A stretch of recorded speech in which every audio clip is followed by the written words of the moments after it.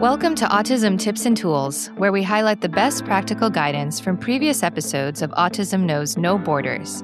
Whether you're a self-advocate, a family member, or a service provider, there's something here for you. I'm Rachel Harmon, a professional in the field of autism services, outreach, and advocacy, and the following clip is from my conversation with autistic self-advocate and BCABA Andrew Bennett. Andrew has been a dedicated member of our community since 2019. He served as a moderator in our online Global Autism Community, contributed to our responsive skills training, and traveled on 2 SkillCorps volunteer trips, first to the Czech Republic and later to Kenya. Here's Andrew talking about the importance of affirming autistic identity and supporting people who might be masking. Affirming is definitely a buzzword that we need to make sure that we define. If we have different ideas on what that means, we're not going to really be achieving true affirmation. So the technical textbook definition, as I understand it, would be to state and to show that something is true. Now, that might be for a logical proposition, but when you apply that to a person, whatever their experience is, or also what their identity is being affirmed. Like, this is a real, tangible, concrete, and even measurable thing.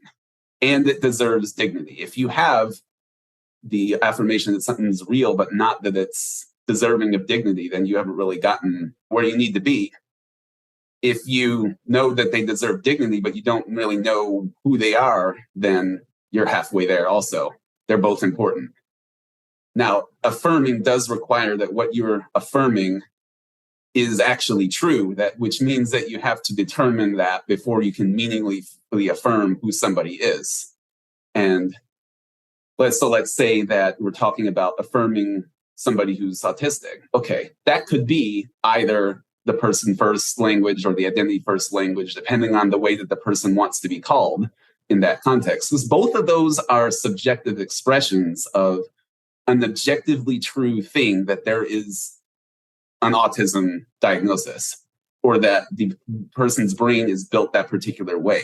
You can verify that on a second order level by looking at the behavioral evidence, but the first order of that might be look in the brain and you see this is what we define an autistic brain looks like. You can go into that and you can show that to be the case, even if maybe the person's behavior doesn't always line up with it. And that might be the case because of masking.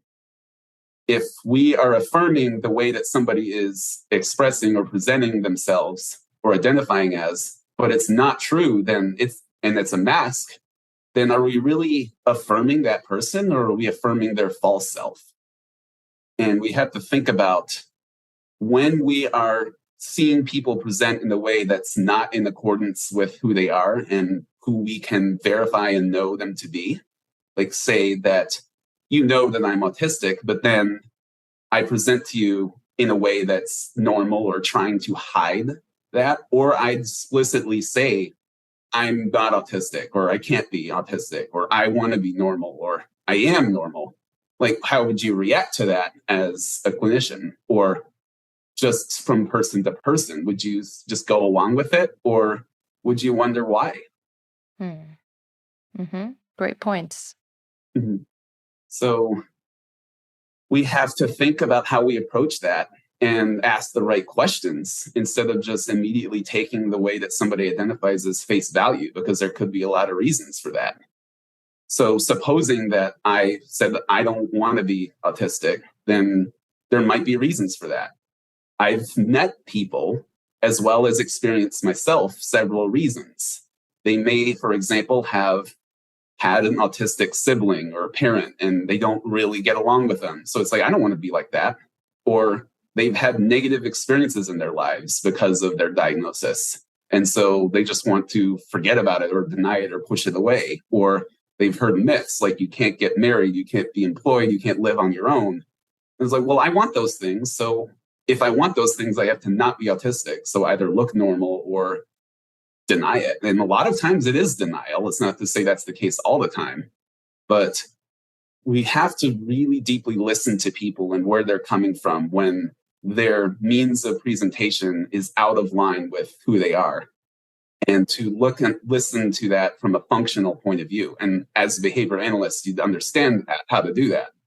But it's harder to do with adults presenting in particular ways in your daily life. So there is a function for masking. And if we ignore that, and particularly if we either just don't know what's really underneath, or we ignore that in the face of trying to meet the person where they're at when they're expressing themselves. Yeah, meet them where they're at, but it doesn't mean you have to keep them there.